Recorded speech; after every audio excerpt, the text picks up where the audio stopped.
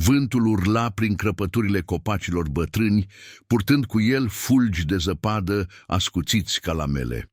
Pădurea era un mormânt alb, unde crengile se aplecau sub greutatea iernii, șoptind secrete uitate. Aerul mușca din piele, rece și nemilos, iar pământul crăpat înghițea orice urmă de căldură. În mijlocul acestei tăceri înghețate, ea zăcea, o umbră prăbușită pe un pat de frunze înghețate. Mira. Numele ei răsuna acum doar în mintea ei, un ecou slab ca un vis pe cale să se stingă.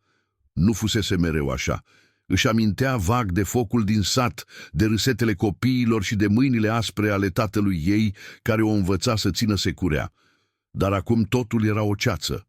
Oamenii ei o alungaseră în noapte, legată și aruncată în brațele pădurii, cu șoapte de blestem pe buze. Vrăjitoare! Strigaseră ei, cu ochii plini de frică. Nu conta că ea nu ceruse niciodată darul ăla ciudat, care o făcea să simtă sufletele animalelor, să audă șoaptele vântului ca pe un cântec. Pentru ei era o amenințare, o pată pe pământul lor sfânt. Și iarna nu iertă pe nimeni. Trupul ei tremura neîncetat, genunchii strânși la piept, mâinile îngropate în zăpada care se aduna deja peste ea. Respirația ieșea în nori albi, tot mai rari, iar inima bătea ca un toboșar obosit. Durerea era un companion vechi acum, foamea care sfâșia stomacul, frigul care pătrundea până în oase. Dar mai rău era golul din suflet. De ce? De ce o lăsaseră să înghețe așa singură, ca un animal rănit? Își ridică privirea spre cerul plumburiu, unde luna ascunsă promitea o noapte fără milă. Stelele păreau indiferente, strălucind rece deasupra haosului. Un sunet o făcu să înțepenească, un croncănit distant, apoi pași moi în zăpadă. Lupi! Știa asta din instinct, din legătura aceea blestemată care o lega de lumea sălbatică. Nu erau dușmani, erau frați în singurătate. Se apropiau încet, umbre gri alunecând printre trunchiuri, cu ochii lucind în lumina slabă a murgului. Primul era un mascul mare, blana lui albă ca zăpada, cu cicatrici pe bot care povesteau de lupte uitate. Alături de el o femelă subțire, cu puii ei mici tropotind în urma lor. Nu ataca. Miroseau teama ei, dar și ceva mai adânc, o chemare. Mira își întinse o mână tremurândă, șoptind cuvinte pe care nu le înțelegea pe deplin. Veniți, murmură ea, vocea răgușită de frig. Lupii se opriră, nasurile ridicate, adulmecând aerul. Masculul se apropie primul, botul lui atingând degetele ei reci. Căldura blănii lui era un miracol, un foc slab în întuneric. Ea simți un val de emoții, foamea lor, oboseala, loialitatea față de hașă, dar mai mult simți durerea ei reflectată în ei, exilul, pierderea turmei. Lacrimi înghețate îi se prelungiră pe obraji, amestecându-se cu zăpada. Noaptea se adânci și lupii o înconjurară, formând un cerc protector. Femela se ghemui lângă ea, împărțind căldura corpului ei firav. Mira închise ochii, lăsând mintea să rătăcească.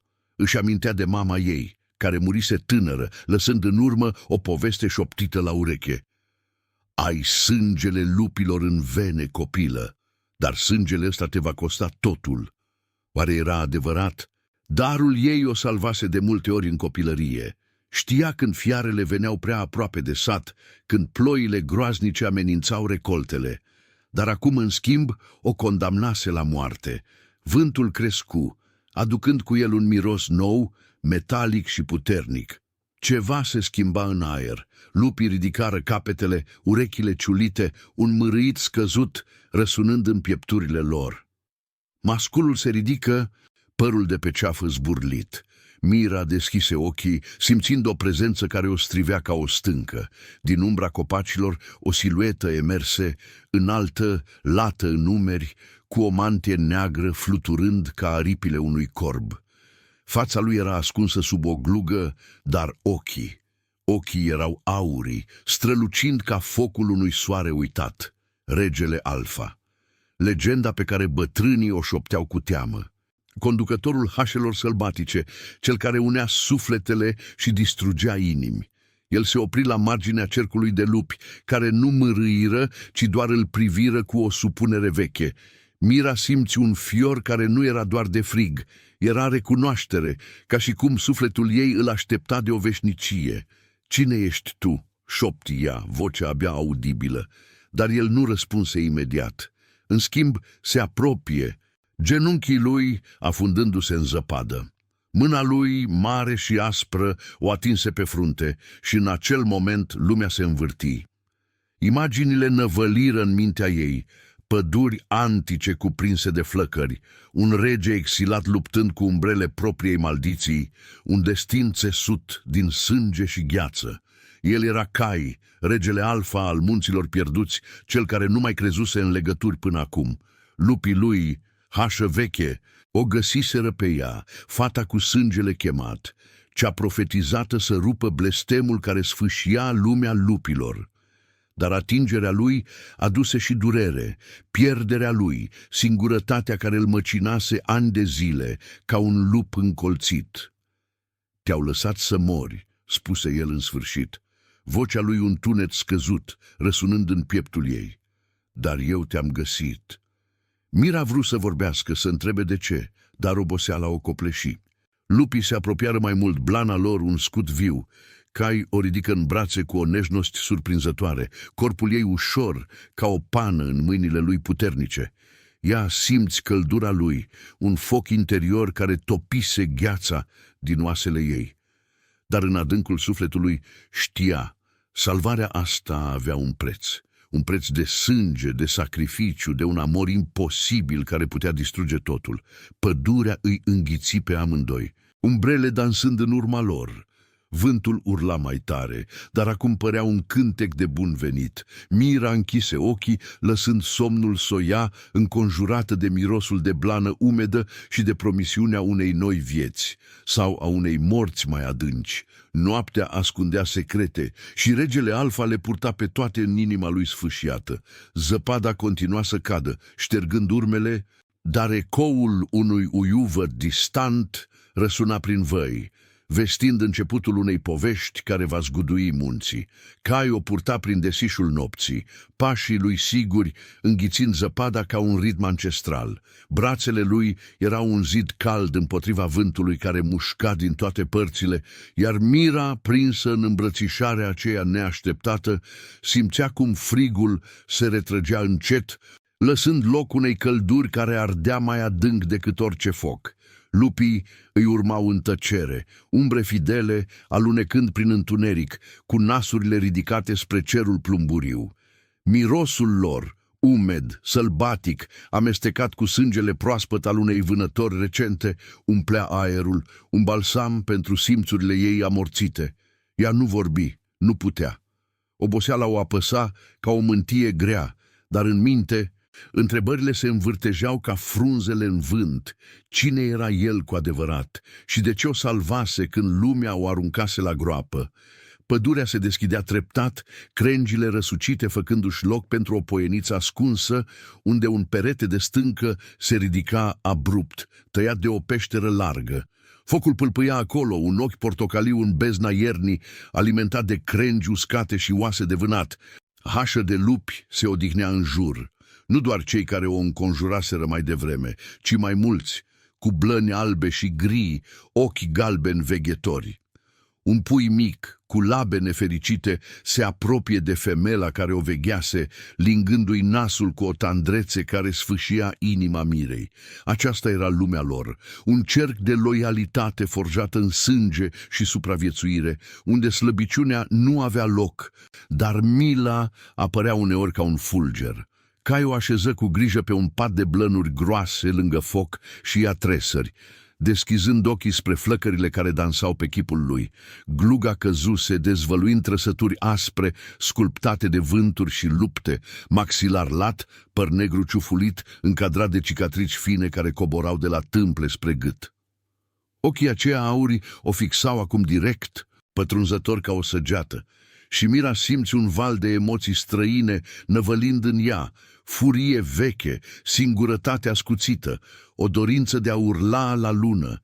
Era legătura lui cu Hașă, un ecou al sufletului lupilor care o atingea prin darul ei. "Odihnește-te," murmură el, vocea joasă, ca un mârâit blând. "Aici nu te atinge nimeni." Dar ea nu putea. Întinse o mână, atingându-i brațul, și imaginile reveneau.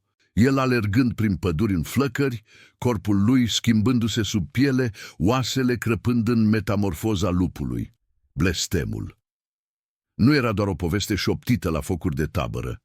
Era real, o moștenire de la un rege antic care furase puterea zeilor pentru a proteja Hașele. Acum eclipsele îl transformau într-o fiară necontrolată, ucigând pe oricine se apropia prea mult. "De ce eu?" șopti Mira, vocea ei crăpată ca gheața sub picioare. "De ce m-au chemat lupii tăi?" Cai se așeză lângă ea, genunchii lui atingând blănurile, și privi în foc. Flăcările îi aruncau umbre pe față, făcându-l să pară o statuie vie, cioplită din durere. "Nu sunt ai mei," spuse el încet. "Sunt ai noștri. Profeția vorbește de o femeie cu sângele chemat, una care simte Hașă ca pe propriul ei suflet. Satul tău." Ei au simțit asta, te-au alungat ca să nu rupă echilibrul lor fragil. Dar tu ești cheia, Mira, cheia care poate rupe blestemul meu, sau să-l hrănească până când voi distruge totul. Cuvintele lui atârnau grele în aer, amestecate cu fumul focului. Mira simți un fior, nu de frig, ci de teamă amestecată cu o atracție ciudată, ca un fir invizibil care îi lega sufletele. Își amintea acum mai clar. În copilărie, visa lupii care o chemau, vise în care alerga pe 4 labe prin văi înghețate. Mama ei murise murmurând despre un rege exilat, despre un amor care va costa totul. Oare era el? Darul ei nu era binecuvântare. Era o maledicție care o izolase mereu, făcând-o să audă șoaptele animalelor când ceilalți vedeau doar fiare.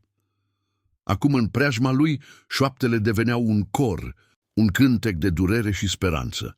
Noaptea se adânci și Hașă se liniști, cu excepția unui mârâit ocazional. Cai îi aduse un castron cu supă fierbinte, carne de cerb fiartă cu ierburi sălbatice, și ea bău lacom, căldura răspândindu-se prin vene ca un elixir. "Am pierdut totul odată," spuse el, privind în depărtare unde pădurea se pierdea în negură. "Hașă mea a fost măcelărită de vânătorii Imperiului, cei care vor să cucerească munții și să închidă lupii în cuști. Eu am supraviețuit, dar blestemul m-a schimbat. Nu mai pot iubi fără să ucid, sau așa credeam, până când lupii te-au găsit." Mira înghiți în sec, simțind cum inima ei bătea în ritmul lui. Amor imposibil, da, asta era.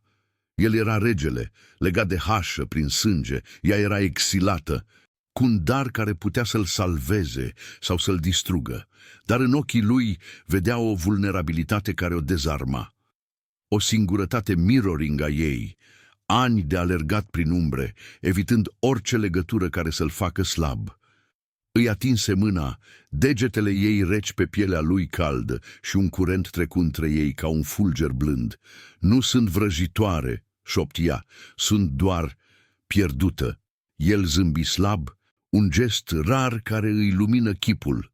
"Toți suntem pierduți în iarna asta, dar împreună poate găsim drumul." Lupii se mișcară în somn, unul dintre ei ghemuindu-se lângă picioarele ei, blana moale oferind un confort mut. Mira închise ochii, lăsând căldura să o învăluie, dar somnul aduse vise, el transformându-se sub lună, colții sfâșiind umbre, iar ea alergând alături, nu ca pradă, ci ca parteneră, durere și frumusețe amestecate, un destin care cerea sacrificiu. Dimineața veni șovăielnic, cu o lumină gri filtrată prin nori. Cai era deja în picioare, vorbind în șoapte cu masculul alfa al Hașei, gesturi precise care transmiteau comenzi silențioase. Mira se ridică, trupul ei încă slăbit, dar spiritul trezit. "Trebuie să mergem," spuse el, întorcându-se spre ea. "Vânătorii tăi nu vor uita și blestemul meu Eclipsele se apropie. Ea în cuviință, simțind greutatea cuvintelor. Pădurea îi aștepta cu ploi reci și temple uitate ascunse în munți, unde profeția putea fi dezlegată. Dar în adâncul ei știa, salvarea lui însemna pierderea unei părți din ea, inocența, libertatea, poate chiar inima. Ei porniră la drum, hașă în frunte, umbrele lor prelungindu-se pe zăpadă ca promisiuni fragile. Vântul șoptea secrete vechi și un uiuvăt slab răsună din depărtare, nu un avertisment, ci un apel. Mira privi înapoi spre peșteră, unde focul se stingea încet, lăsând doar cenușă. Ceva se schimba în ea, o metamorfoză interioară, ca și cum sângele lupilor începea să curgă mai puternic prin vene. Dar în umbra copacilor, un miros nou plutea, fum de torțe, pași umani, perseguição. Tensiunea creștea și ea știa, drumul lor abia începea, presărat cu sânge și lacrimi. Ei alergau prin pădurea care părea să respire în ritmul lor, crengile răsucite biciuind aerul rece ca niște degete scheletice. Zăpada se sfărâma sub labele lupilor, un sunet ritmic care acoperea bătaia inimii Mirei, accelerată de frică și de căldura corpului lui Cai lângă al ei. Hașă se desfăcea în față, explorând poteci înguste unde lumina gri a dimineții se strecura prin frunzișul înghețat, aruncând umbre lungi ca niște săgeți. Mirosul de fum creștea, amestecat cu sudori umane și metal, torțe aprinse, săbii ascuțite. Vânătorii nu erau doar paznici ai satului ei, erau trupele imperiului, acele umbre organizate care vânau orice urmă de sălbăticie în munți, crezând că lupii erau demoni ce amenințau granițele lor fragile. Mira simțea legătura cu Hașă pulsând în vene, un fir invizibil care îi transmitea frânturi de emoții. Vigilența masculului alfa, teama subtilă a puilor, loialitatea fierbinte care îi lega pe toți de Cai.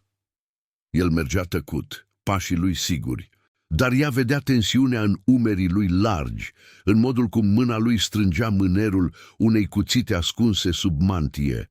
Nu te opri, șopti el vocea joasă, ca un mârâit care vibra în pieptul ei. Ei vin pentru mine, dar te vor lua pe tine ca trofeu. Cuvintele lui atârnau grele, dezvăluind o rană veche, nu doar blestemul, ci și ura imperiului care îi măcelărise Hașă în trecut, lăsându-l pe el să rătăcească singur prin ierni nemiloase. Ea în cuviință, respirația ei ieșind în nori albi, dar picioarele slabe o trăgeau înapoi. Frigul nopții se întorsese, mușcând din rănile ei nevindecate, dar mai rău era golul din suflet. Satul care o alungase, familia care o uitase. Acum, alergând alături de un rege blestemat, simțea un scop ciudat, ca și cum exilul ei fusese doar un preludiu la ceva mai mare. Un tufiș se rupse în dreapta și un liliac zbură speriat, dar nu era animal, era un strigăt uman, înăbușit, urmat de zgomotul crengilor călcat în picioare. Persecuția se întețea. Cai o trase brusc în spatele unui trunchi uriaș, Hașă formând un zid viu în fața lor, colții lucind în lumina slabă.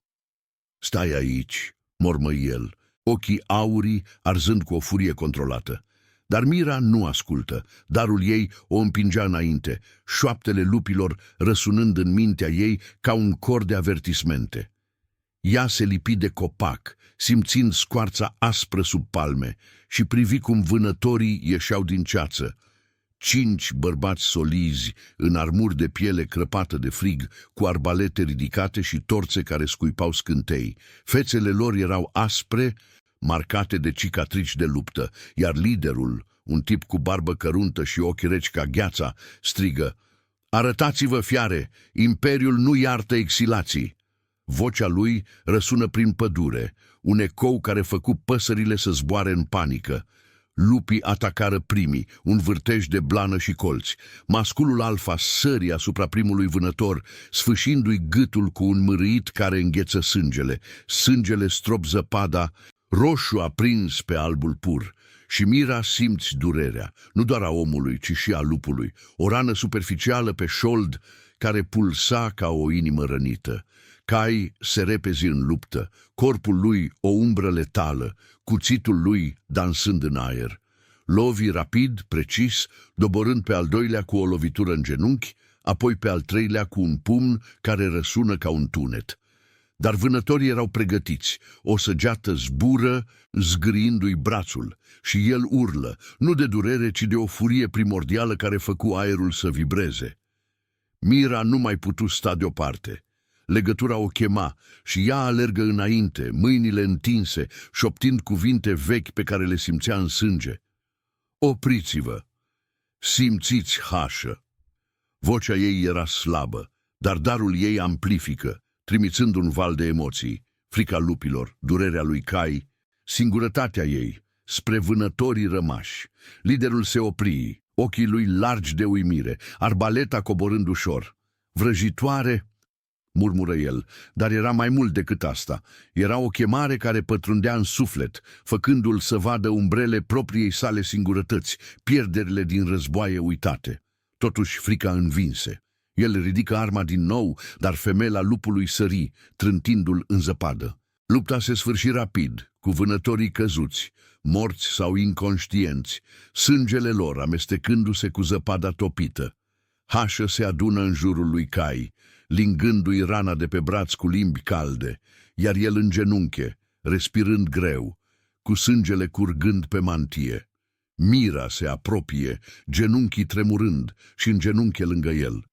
Ești rănit, șopti ea, atingându-i umărul. Atingerea ei aduse un șoc, imagini năvăliră iar, el tânăr, alergând cu Hașă prin păduri verzi înainte de blestem.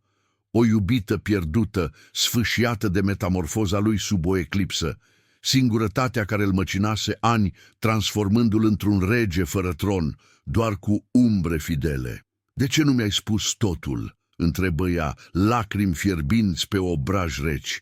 Cai o privi, ochii lui aurii moi acum, vulnerabili, pentru că te-ar fi distrus. Blestemul nu e doar al meu, e al întregii Hașe. Eclipsele vin și eu devin fiara care ucide tot ce iubește. Profeția spune că tu, cu sângele chemat, poți rupe lanțul. Dar la ce preț? Sângele tău, Mira, o parte din tine trebuie să moară ca să mă salveze. Cuvintele lui erau un cuțit în inimă, dezvăluind sacrificiul. Nu doar exilul ei, ci o metamorfoză interioară, unde darul ei se va uni cu al lui, costând inocența, poate chiar umanitatea. Ea simți un gol adânc, dar și o flacără. Amorul ăsta imposibil, născut din durere, o lega de el mai tare decât orice lanț. Hașă se liniști, un pui apropiindu-se de ea, nasul lui mic atingându-i mâna ca o binecuvântare. Vântul aduse ploaie rece acum, spălând sângele de pe zăpadă, și ei se ridicară, continuând drumul spre munții interiori, unde temple uitate ascundeau ritualul profetizat. Dar în depărtare un corn răsună, mai mulți vânători, atrași de luptă. Tensiunea creștea, ca o furtună care se aduna, și Mira știa. Pierderea era inevitabilă, dar în ochii lui Cai vedea speranța, un renașter fragile, forjat din sânge și lacrimi. Ei alergară mai departe, umbre unite în noapte care venea, cu uiuvături răsunând ca un jurământ. Ploaia se transformă în grindină, pietre mici de gheață biciuind copacii ca un blestem ceresc. Munții se ridicau acum în fața lor, stânci ascuțite sfredelind cerul gri, unde vântul urla prin trecători înguste, un cor de voci uitate. Mira alerga alături de Cai, picioarele ei amorțite de frig, dar împinse de un foc interior care nu mai era doar al ei. Hașă se desfăcea în față, explorând potecile alunecoase, dar uiuvăturile lor răsunau mai rar acum, umbrite de ecoul cornelor imperiului care se apropia din spate. Mirosul de fum și metal creștea, amestecat cu sudoarea cailor și zângănitul armurilor. Nu mai erau doar vânătorii satului, ci o coloană întreagă, trimiși să curețe munții de orice urmă de sălbăticie. Imperiul nu tolera legende, le zdrobea sub cizme. Cai o trase brusc într-o crăpătură a stâncii, un adăpost precar, unde grindina se lovea de piatră ca niște dinți. Hașă se adună în jur, blănile lor ude lipindu-se de corpuri, ochi galbeni strălucind în penumbră. Masculul alfa stătea în față, urechile ciulite, un mârâit profund vibrând în aer. Sunt prea mulți, șopti Cai, vocea lui aspră, cu sângele de pe braț uscat acum ca o rană veche. Trecătoarea duce la templu, dar ei ne vor prinde dacă nu găsim o cale. Mira simți legătura pulsând, frica Hașei, o undă de disperare care o făcea să tremure. Darul ei nu era doar ascultare, era o povară, un fir care îi lega durerea de a lor, făcând-o să vadă prin ochii lor. Vânătorii veneau pe cai negri, torțe aprinse, sfidând ploaia. Liderul lor, un bărbat cu armură lucioasă, strigând ordine care răsunau ca un tunet. Ea închise ochii, lăsând șoaptele să vină. Văzu flăcări în depărtare, o tabără de vânători oprită la poalele muntelui, dar și ceva mai adânc, un vis vechi al mamei ei, șoptit în nopți de iarnă. Templul lupilor ascunși așteaptă sângele chemat, dar drumul e pavat cu umbrele morților. Mira deschise ochii, atingându-l pe Cai pe braț. Nu prin trecătoare, murmură ea, vocea ei surprinzător de fermă. Hașă știe o potecă ascunsă, pe stânca de deasupra. Lupii mi-au arătat. E un drum al vântului, unde grindina ne va acoperi pașii. El o privi, ochii aurii largi de uimire, dar apoi în cuviință, un zâmbet slab luminindu-i chipul aspru. Tu ești cheia, Mira, mai mult decât profeția. Ei porniră, Hașă ghidând prin crăpături înguste, unde vântul mușca din oase, grindina lovind ca ace. Mira simțea fiecare pas ca o metamorfoză. Corpul ei slăbit se adapta, mușchii arzând, dar sufletul ei se umplea cu forța lor colectivă. Cai mergea lângă ea, mâna lui atingând ocazional a ei, un contact care trimitea valuri de căldură prin frig. Blestemul meu a început acum 10 ierni, spuse el încet, vocea pierdută în urletul vântului. Am fost rege al Hașelor unite, dar am furat focul zeilor pentru a-i salva de foamete. Prețul a fost eclipsele, sub lună devin fiara care distruge tot ce atinge. Am pierdut-o pe prima mea legătură așa, sfâșiată în brațele mele de gheață.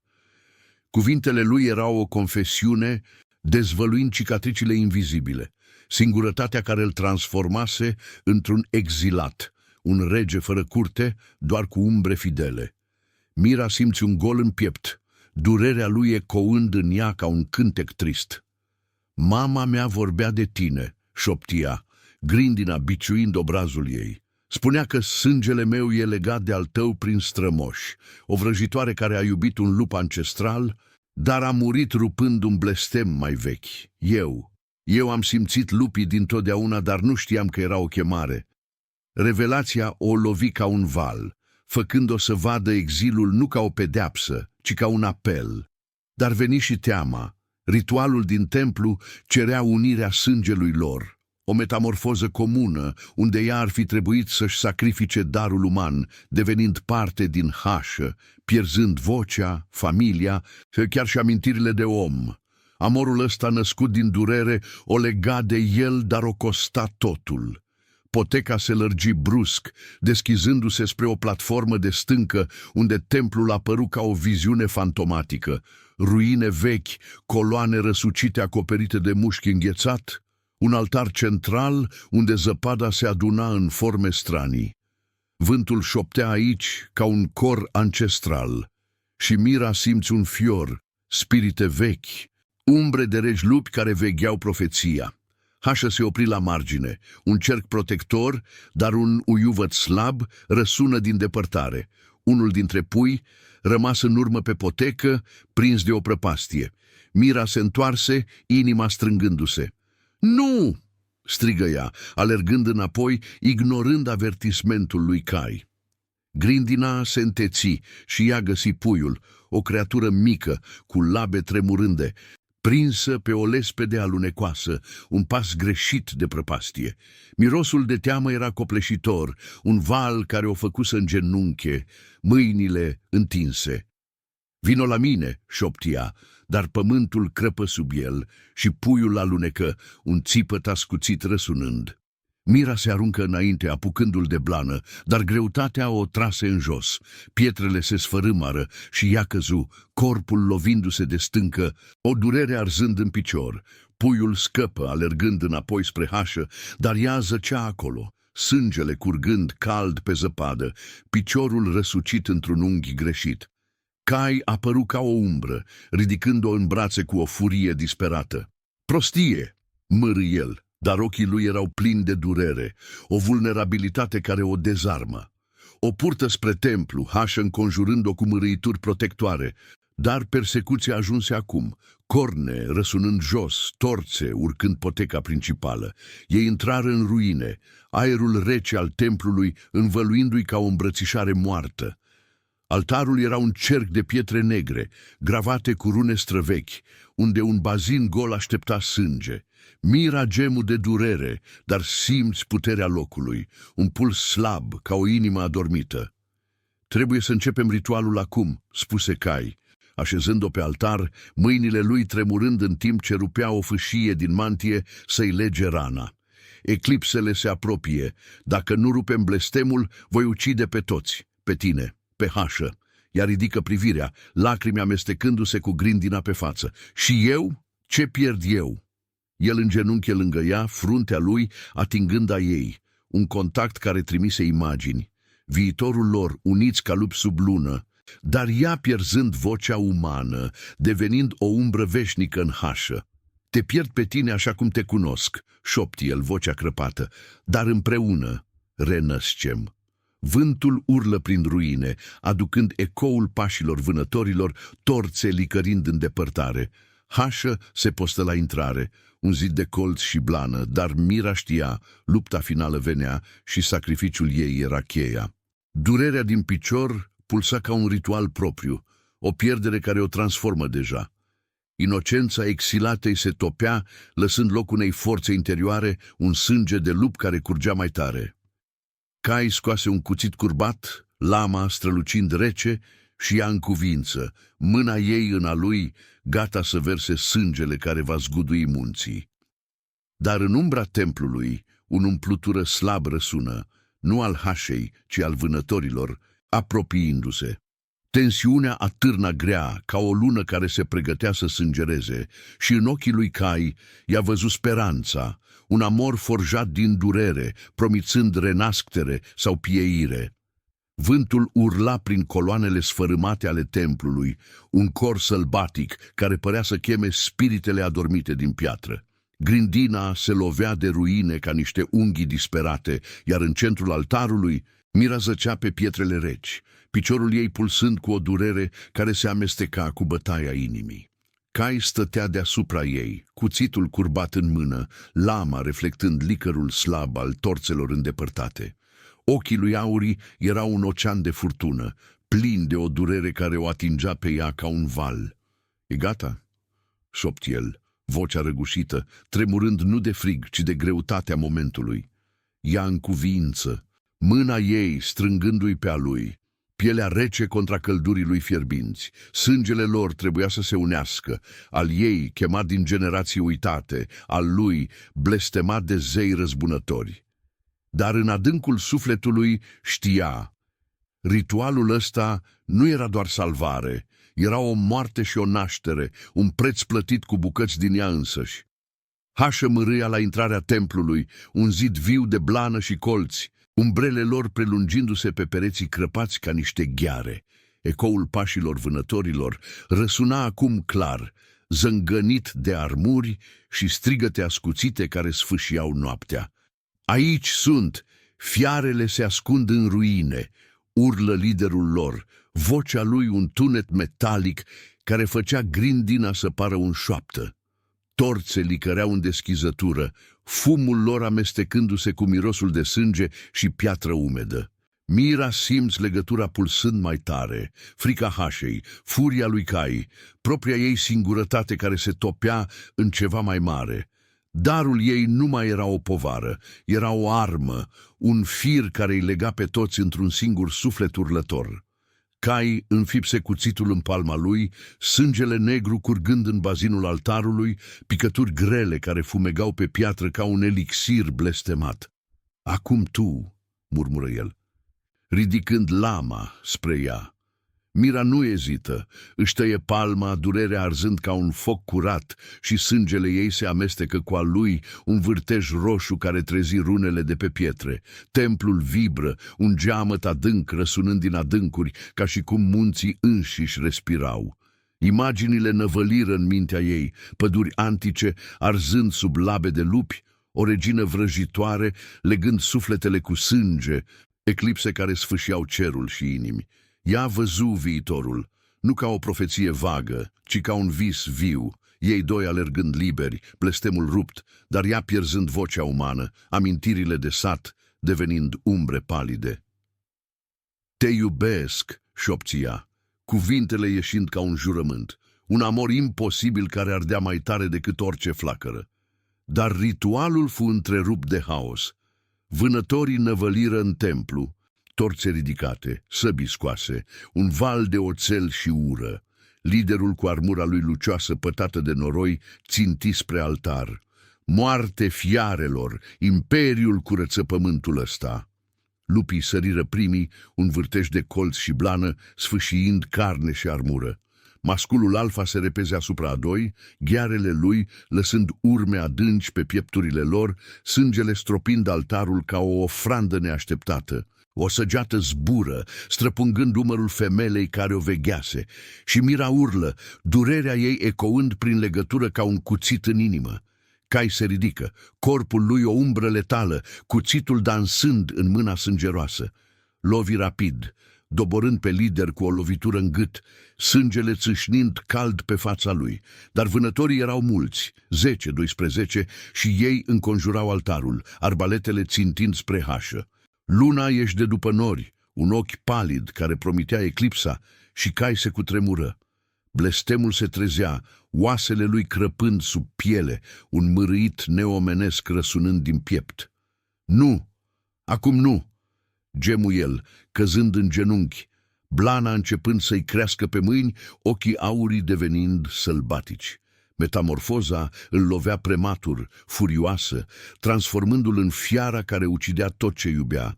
Mira simți valul, furia lui oarbă, setea de sânge, care amenința să-i înghită pe toți. Vânătorii râseră, crezând că au câștigat, dar ea se târâ spre el, ignorând durerea din picior, mâna sângeroasă atingându-i fața. "Cai, simte-mă, simte hașă, simte-ne pe noi." Vocea ei era un șoaptă, dar darul ei amplifică, trimițând un val de iubire prin legătură, durerea ei, speranța ei, sacrificiul care o ardea din interior. El se opri, corpul tremurând, metamorfoza înghețând la jumătate, un hibrid de om și lup, cu colți lucind și blană parțială. Vânătorii atacară din nou, dar hașă, hrănită de ritual, deveni un torent, un pui mic, rănit dar feroce, sări asupra unui vânător mușcându-i tendonul. Femela, cu sângele curgând, sfâșie un altul. Sângele se adună în bazin, amestecul lor, pulsând ca o inimă vie. Și runele se aprinseră, un foc albastru răsărind din piatră. Eclipsele cerului se învârti, luna sângerând roșu, dar blestemul se rupse. Un urlet colectiv răsună, hașă și Cai unindu-se într-un cor care zgudui ruinele. Vânătorii căzură nu doar de colți, ci de o forță invizibilă, viziuni ale propriilor lor umbre, frici îngropate care îi făceau să arunce armele, să fugă în noapte ca spirite bătute. Mira simți pierderea prima, un gol adânc, ca și cum o parte din ea se desprindea. Amintirile de sat topindu-se în ceață, vocea ei umană estompându-se într-un mârâit interior. Darul ei se transformă. Nu mai era o ascultare slabă, ci o putere plină, legând-o de hașă ca o regină adevărată. Cai se ridică, metamorfoza completă, dar controlată. Blana lui albă, strălucind sub lună, ochii aurii acum blânzi, fixate pe ea. O ridică în brațe, rana de la picior oprindu-se miraculos, sângele lor unind trupurile în ceva nou. Ai pierdut, dar ai câștigat totul, șopti el, vocea lui un tunet cald, un sărut pe fruntea ei arsând ca un sigiliu. Noaptea se liniști, grindina oprindu-se, vântul șoptind un cântec de pace. Hașă se adună în jur, limbi calde lingând rănile, un cerc de loialitate care vindeca sufletele sfâșiate. Mira privi spre est, unde un răsărit slab se strecură prin nori, lumină rozalie topind zăpada de pe ruine. O cicatrice nouă îi marca palma, un simbol al sângelui unit, un jurământ tăcut. Nu mai era exilata, era parte din Hașă, o regină alături de regele ei, amorul lor imposibil devenit realitate forjată din durere. Un uiuvăt distant răsună prin munți, nu de victorie, ci de renastere, un ecou care promitea ierni mai blânde, un destin rupt din lanțuri. Ei ieșiră din templu, umbre unite sub cerul care se limpezea, pașii lor lăsând urme în zăpadă care se topea deja. Imperiul va veni din nou, dar acum, cu blestemul spart, Hașă era invincibilă. Mira închise ochii, simțind vântul ca pe un aliat, și pentru prima oară singurătatea dispăru, lăsând loc unei speranțe calde, ca un foc etern în suflet.